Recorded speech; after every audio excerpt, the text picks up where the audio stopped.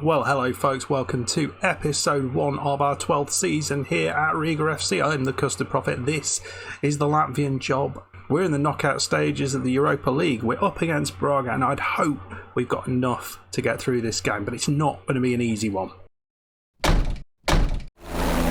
Yes, folks, we also got some transfers to talk about, so let's look at that, because things have happened in the transfer window that I didn't necessarily want to happen, but there we go.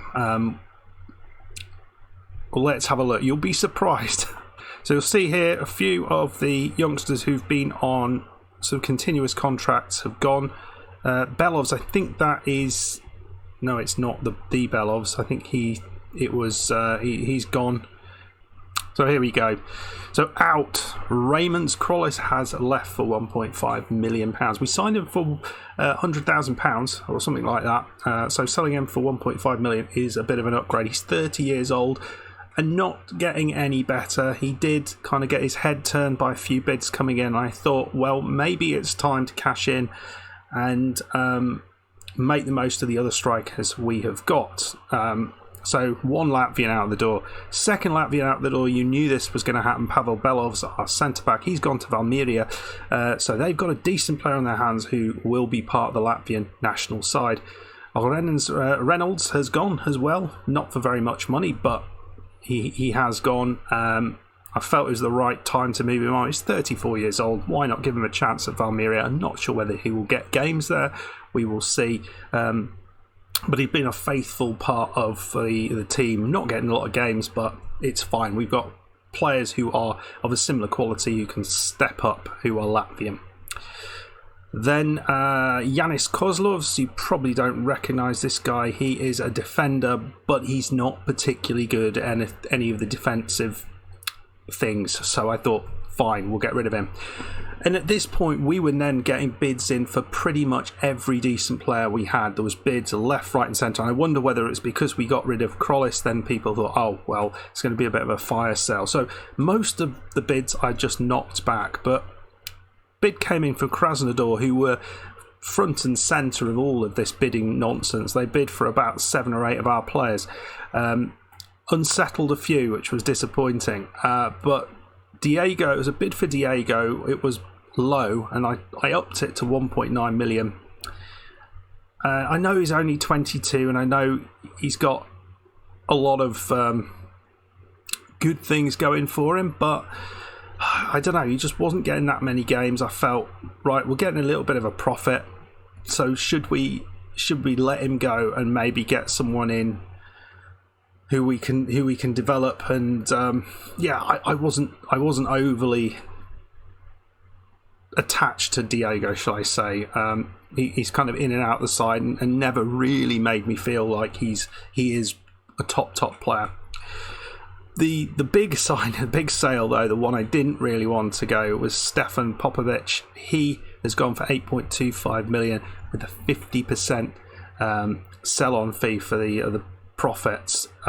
So I think he's a very, very good player.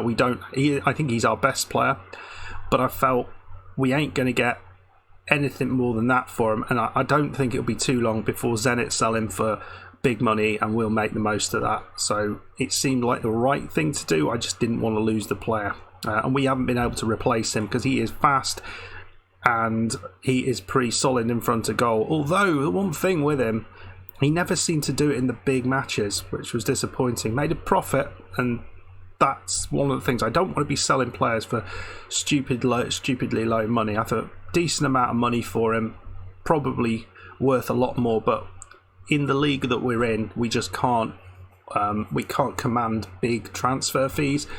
So it's a bit of a problem. But yeah, that's so some big players leaving the club. What have we bought in?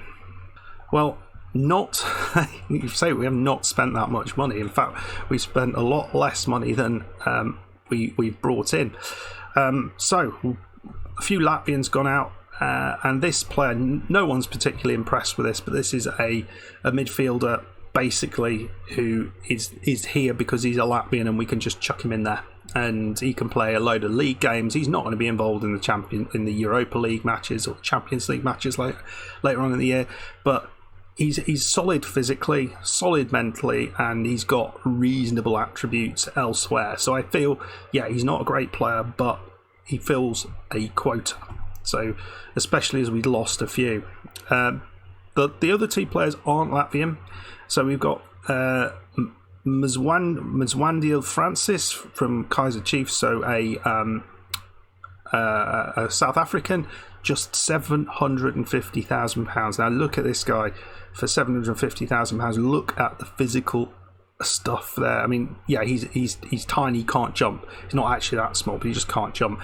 But this guy is rapid. He's as rapid as anyone we have got, and he's also got the finishing and dribbling stuff. And he's 24 years old, so he's not going to develop.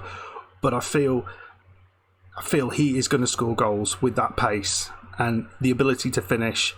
And he's also got reasonable composure, so when he gets in a position, he's probably going to put the ball in the right place. I guess the one issue is he does have low teamwork, so he's probably not going to be kind of unselfish, but in some cases we want our strikers to be a bit selfish. I'm looking forward to seeing how he does.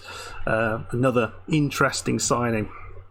And the other one, Juanpa from America de Cali, Colombian. He is just 18 years old, and again, physically, this guy is really, really strong for an 18-year-old. He's going to develop. He's got a work rate and teamwork and determination that you would want in any player. His technical attributes, there is work to do here. A decent penalty taking though, which is nice, but reasonable tackling, marking and heading, those are only going to get better as he develops. But we will be playing him primarily as a fast, strong centre-back. Pretty excited with that. Positioning's pretty good as well. I think there's nothing that I don't like about this guy. There's no real massive weakness as a centre-back. Because passing isn't great. He's not going to be a ball-playing centre-back. He's just going to be someone there just to stop. The Gandalf of centre-backs. I feel he's going to develop quite nicely, and just 18 years old. That excites me. We do have another transfer potentially coming in, because we've got another. We've got, obviously, with Popovic leaving, we have another space, a non-foreign space. We've got 14 out of the 15. I'd be interested in knowing what you think of this guy. Pretty much sorted out the transfer, I think, for him. He is, again, incredibly good physically, mentally really, really good. Flair is 16, which is fairly exciting. Pretty tall, 187 centimeters, is a bit of a beast. Good long shots as well, which is nice to have in the team. Finishing not great, so you're playing as a pressing forward, so perhaps not always in the box, but shooting from outside the box. Someone like that, I feel, could really add to what we had. Someone a little bit different from the players that we've got. Let me know what you think of this player, because I feel he's a lot better than he looks, and just 22 years old, so that is exciting. So a lot of decent players coming through, but we are going to take a hit losing Popovic and Krollis. I think strike force is not going to be quite as strong, and some of the players that we have there are going to have to step up. Okay, I'm going to set the team up and we're going to play Braga. Okay, here is the team that I've decided to go with. It's an interesting one to some degree, because it's not necessarily what you would expect. We're going to go with Misu, Lisanovs and Erglis as our front three. That does feel a little bit weaker than it was, but I'm hoping Misu can take on that role as the advanced forward that Krollis was doing. Erglis is going to come in. He's a good player. He's a good player, and I'm hoping he can step up. And Francis is starting on the bench, but we will bring him on and see how he does. He can play in the advanced forward role as well, so we'll see. I mean, I suppose we could go with that, and Misu starts on the bench. Do that. see how he does. Or do we put Misu over here? We can put Misu over here. There we go. We'll go with that and see how that works out. Anyway, folks, let's get into it. First one is the away game against Braga. So we'll see how that goes. And yeah, exciting times. Few new players. A little bit of difference up top. We've had the same strikers for a fair amount of time now. A couple of our regular strikers have left. Can some of these other youngsters now step up in and make the difference? I think we've got some great young players. The likes of Pape Daff, I think he just never has quite stepped up. Hopefully this year. So we did some conversion training the week before, a couple of conversion training just to make sure we're firing on all cylinders, considering we've had a big break. Right then, Yauzem's here into Misu. It's back to Yauzem's.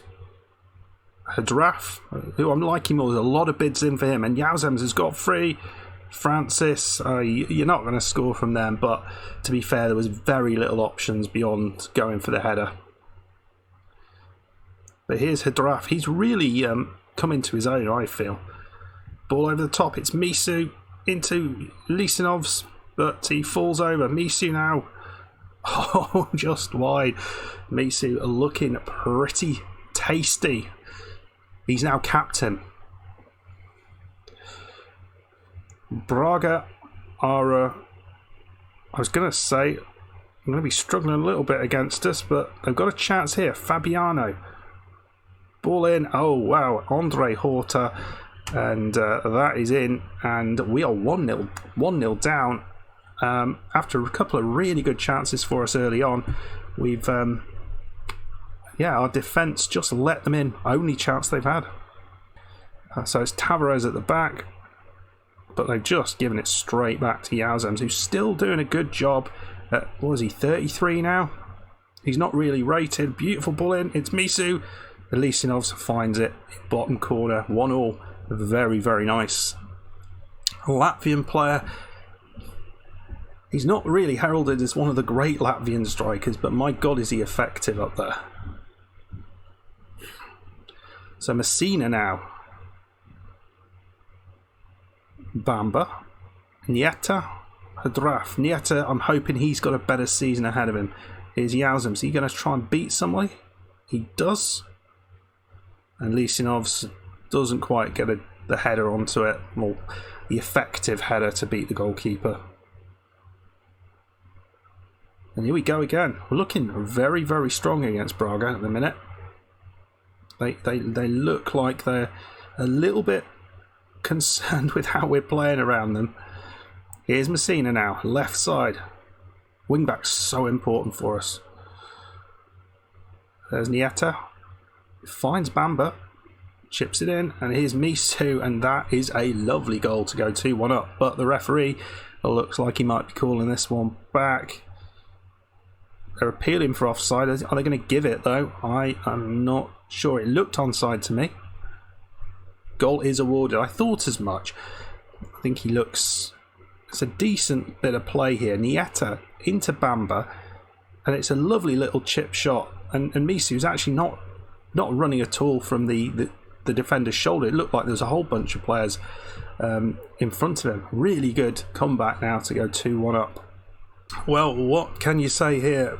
It is a really good first half of football. A lot of chances for us, some decent chances. You see they had one epically good chance, and the rest was, well, they only had 3 opportunities completely. So they scored the goal they certainly should have got. Just come out and see what we're all about now in the second half. Can we maintain this? We've got a strong bench as well, so it's not that shouldn't be too much of an issue. But here's Yauzem's chipping it in, and Mendia, often quite strong in the air, fires it over. Right, back to their goalkeeper. He's going to play it long, I suspect, but we picked it up here. Misu. I'm hearing now 3 up top is a bit overpowered in this game, but I've been quite enjoying it. So I'm not going to be changing that because I've got too many strikers to then start playing 1 up top or something. So Yazems, he's been struggling a little bit for a while, but we're going to bring Bajekic on, who's apparently quite an effective right back, which I didn't know. So maybe he's an option on that right side. Another chance here. Pope Francis into Bamba. A lot of African players who've come through this side. Here's a Giraffe, another African player, and Francis there chips it into him. We've not seen much from him. I'm not sure if he timed that run right though. The referee is having a look at it. Not certain he timed it well. It is awarded though, so lovely little bit of play from Bamba to Nieta, and Hadraf gets it, and he just times that perfectly, and Francis there, side-footed volley past the goalkeeper, very nice. We're taking Hadraf off, Franco is coming on. I suspect Franco is going to lose his position as a ball-winning midfielder this season, and if he does, then we'll get rid of him at the end of the year, because he's quite expensive. Here's Bamba. Nieta. Oh, just the wrong side of the post. We look good. We look really good. I don't think, and don't quote me on this, but I suspect Braga are going to struggle, I think, in the second leg to overturn this if we play anything like this. I saw... it was a French side, I can't remember, who was absolutely smashing Villarreal 5-0. So what a great performance there. That's absolutely brilliant. We're going to move on now and try and wrap this up and get into the next leg. Remember, we've got other clubs coming out second leg. The second round will be all of the big teams who finished top of the group. So I think... Dortmund are in there. I think Arsenal are in there as well. So there are some large teams who will be diving into this draw. Right, so yeah, look at that 5-0 victory. Rijeka 0-0 against Atalanta. That's a good result. Right, let's go forward, and I'll see you for the next game. Right, here we go. Here's the second leg. We're 3-1 up. Incidentally, Inter played against Liverpool, and they've lost 1-0 in their first leg. Right, team we're going with, and we're a little bit ravaged by injury, but the team we're going with, we've got... we're going to stick with the same lineup. Francis, Lissinovs and Misi, I thought they did really well. Up front, Bamba, Nieta and Hadraf in midfield, and then the change is at the back because Yazems is out injured, and it was quite a severe injury, about 6 weeks out, unfortunately. So it's going to be Messina, Mendia, the centre-back, and Bajekic with Johori in goal. Again, strong bench, not too much in the way of defenders, though, on the bench. So we'll see about that. Just wondering whether let's have Pape Daf on the bench instead of Erglis. See how he does. So the new Latvian is coming in. He may get a game. I doubt it, but who knows? Yeah, 3-1 at home. It should be a formality, but you just never know. So that's why I've kept it pretty strong. Without really making too much in the way of change. I think the other option we could have used is Nieta at right back. He can play there as well. I've just seen Pogon have scored because they were they drew their first leg, so that would be a surprise if they were to get through. But chance here looking for Braga, Fabinho. They've completely messed up the pass, and it's Nieta. He gets a bit lucky there. Pope Francis. And somehow, I think it was a tackle actually. It was a cracking tackle there. As you'd have thought, Misu or whoever that was would have put that one away. Come on, the Pope. Another chance here on the left side. Bajekic throws it in. Bamba, a big hole for Messina. And the shot is blocked. So basically, we're following on from how we finished the last one, looking very, very strong. Oh, this is a lovely chance, and Francis on his left foot, he just toe pokes it into the goalkeeper's midriff. We should be 1-0 up easily now. Here's Bajakic now. It's cleared. My God, they are at 6s and 7s at the back. The defence. This Pope Francis is through, and he's missed his chance. Oh, dear me. Right, 35 minutes. I mean, it has been one-way traffic so far. Who's taking this? It's Bamba. Don't know what his free kick taking's like. Well, it's good enough, isn't it? Soliman Bamba with a goal to open the scores in this game and put us 4-1 up. Lovely shot, top corner. Not stopping that goalkeeper. Club Brugge surprisingly ahead in their match as well. Half time, it is 1-0. This has been good so far. Very, very good. Right, Hadraf again is coming off. We're bringing Iliev on this time. Another player who was close to leaving the club. Another chance here from Bamba. He chips it in, but that goes nowhere. A lot of defenders back here. Back into Bamba. He's going to find Bajakic. He's running through. He's going to have a shot. He just toe pokes it, and the goalkeeper puts it over. But not bad.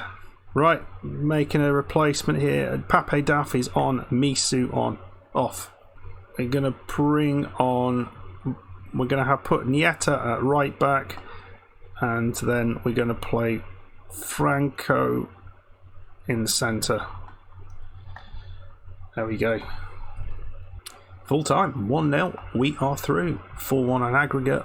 It was comfortable, very, very comfortable over the two legs. Really happy with that. Let's see what the results were, and then we'll come back for the see who we're going to play in the next round. Right then, so looking through this, Club Brugge may be surprisingly through in their match. That's a very impressive victory over Leverkusen. Atlanta beating Rijeka, no surprises there. Roma are out against Borussia Mönchengladbach, bit of a surprise there. Feyenoord through against Mainz, another German side out. And crazy match here in France. Lille won in extra time against Pogon. Absolutely crazy. Pogon almost got through that. Obviously, we're through our match. Sevilla through theirs. And Villarreal almost got back against Lens. I don't know how to say that. But it finished 5-6 to the French side. Absolutely mad thing. Right, who are we going to play? Do we have to play a seed? I can't remember. So we get 427k for getting through that. This is all very nice, isn't it? It's a really nice performance. So yeah, the game, the draw is today, 27th of February. I've been offered a new contract by Riga, 35 million transfer budget. Very nice. Reach the playoffs. I mean, none of it's too scary, is it? We'll continue doing this. Wage budget is huge. We're nowhere near that wage budget. But I really don't want to have a high wage budget, because we'll just start eating into our money, won't we? So there we go. We've got Antonio. He's here. So it's going to be exciting. He's only going to be able to play in the league. So watch out, league, because he'll be spamming the goals in, I imagine. Right, here's the draw. What do we want here? So looking through this, the big teams, Arsenal, Dortmund and Madrid, and then everyone else isn't too scary. Sevilla maybe wouldn't really want to be facing, but you look sort of down here, yeah, there's nothing too scary. What would be ideal if we don't draw one of those big ones? Undoubtedly that's what's going to happen, but who would I like? Take one of the Turkish sides, that would be fine. Lille, one of the French sides, I think that would be fine. Bruges, Kiev, Any of them will do. Just not Arsenal, Dortmund or Madrid. Right. Atalanta first out against Bilbao. Lens against Benfica. So these are all the teams that we might want to draw. Riga. Galatasaray. That is a fun tie. That is a fun old tie there. Yeah, I am all for that. So we're going to be playing Galatasaray in the next round, who... yeah, they're a decent side, aren't they? They are a decent side. Let's have a look at the Turkish league. Galatasaray have not been dominant in the league recently, but they are a good side. I feel, as things are the way we are at the minute, I feel we've got a chance to get through that game. And looking elsewhere in the draw, because obviously that's important, Sevilla will be playing Arsenal, so that's one of the potential tricky teams who will be leaving. Borussia Dortmund are here against Lille. I expect they will win through that, and Madrid against Feyenoord. So that's another potentially tricky tie for Madrid, and I wouldn't mind Feyenoord if we went up against them. Anyway, folks, excited to play Galatasaray. That will be, I think, fairly... I'm not exactly sure when that will be, but we will be coming back for that game, obviously. Hope you enjoyed this episode. Thought we did really well there against Braga. Really, really good result there against Braga. And I'm hoping we've got enough about ourselves to get through this match against Galatasaray as well. And that would take us through... would that take us through into the last 16? No, that would take us through into the quarterfinals, which would be pretty nice, wouldn't it? And then... Who knows?